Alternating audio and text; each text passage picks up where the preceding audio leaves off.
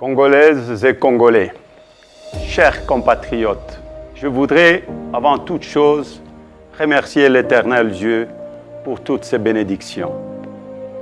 Permettez-moi ensuite de m'incliner devant la mémoire de nos compatriotes et de tous ceux qui ont perdu leur vie suite aux activités criminelles de groupes armés, internes et externes, et surtout l'étendue du territoire national, notamment à Ituri, au Nord Kivu et à Kwamut.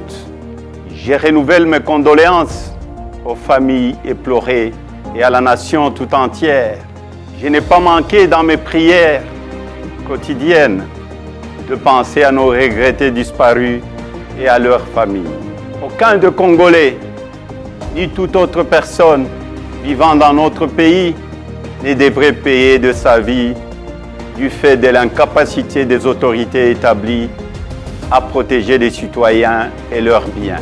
Chers compatriotes, la vie de nos concitoyens ne peut être sacrifiée sur l'autel des intérêts égoïstes. C'est ici pour moi l'occasion d'honorer la mémoire des victimes de la barbarie et des injustices, parmi lesquelles notre regretté frère et camarade de Rez Mémoire, Chérimain Okende, dont le corps est toujours gardé depuis bientôt 4 mois entre les mains de la justice, sans aucune explication, prolongeant ainsi une douleur inacceptable ressentie par sa famille et ses proches.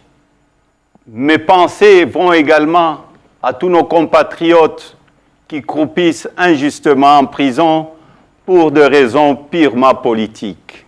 Chers compatriotes, s'agissant du processus électoral en cours, le pays le plus peuplé d'Afrique centrale, la République démocratique du Congo, ira aux urnes le 20 décembre prochain pour élire son 6e président, ainsi que le représentant du peuple à plusieurs niveaux. Ce processus se déroule dans un contexte de conflit armé persistant dans la partie est du pays et suscite également beaucoup d'inquiétudes sur plusieurs plans. Malgré les faiblesses observées et plusieurs fois dénoncées, je tiens à saluer l'attitude de la CENI et la Cour constitutionnelle pour le traitement équitable des candidatures à l'élection présidentielle. Je les exhorte à garder la même attitude jusqu'à la fin du processus électoral en vue de redorer l'image de notre pays. Chers compatriotes, le temps est arrivé de mettre un terme à l'insécurité et aux tueries surtout dans la partie est de notre République, de répartir équitablement les richesses du pays et de dissiper la misère de la population, de mettre fin à la gabegie financière, au détournement, à la corruption et au tribalisme, de couper court à l'instrumentalisation de la justice, de doter la République d'une administration efficace, d'une armée républicaine, professionnelle et dissuasive et d'une police au service des citoyens, de restaurer l'autorité de l'État, d'améliorer les conditions socio-économiques des Congolais. Je suis convaincu que notre détermination de sortir de ces conditions de vie qui se dégradent continuellement va conforter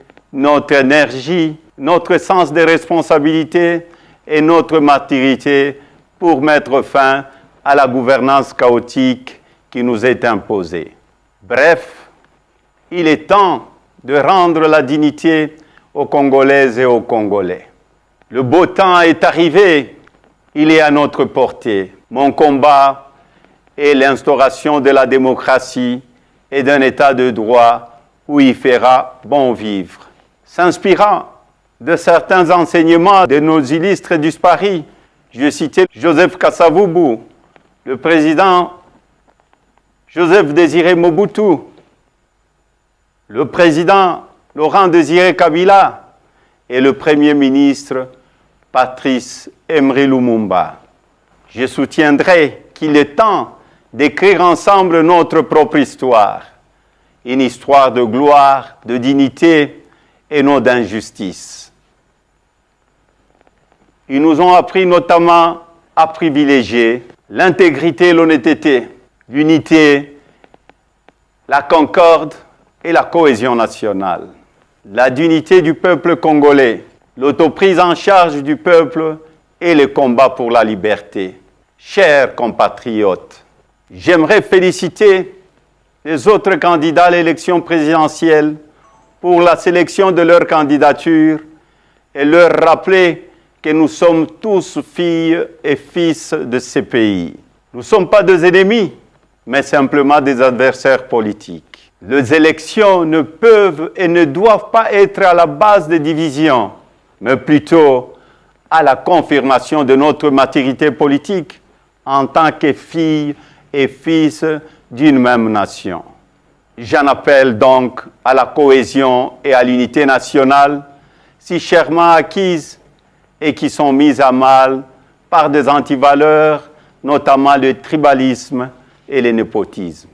Nous devons tous de sensibiliser nos équipes de campagne et nos militants au respect mutuel et aux échanges constructifs pour le bien-être de notre pays. Par ailleurs, je demanderai à tous les candidats de s'impliquer dans le processus électoral afin que la vérité des urnes soit respectée et observée par tous. Chers compatriotes, malgré tant de mensonges, d'intoxication, de diabolisation, de montages grossiers et de manipulations à mon égard, vous avez continué à faire confiance en ma modeste personne.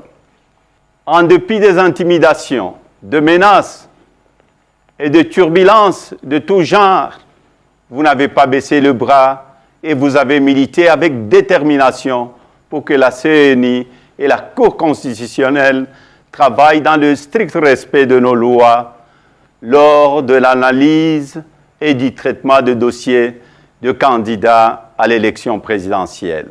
Je vous en remercie et vous exhorte à rester vigilants jusqu'à la publication de résultats qui seront la consécration de notre victoire tant attendue. Je tiens également à remercier la communauté internationale pour son appui et son accompagnement dans ce processus dont tous les Congolais attendent une issue heureuse et respectueuse de leur volonté pour un climat post-électoral apaisé.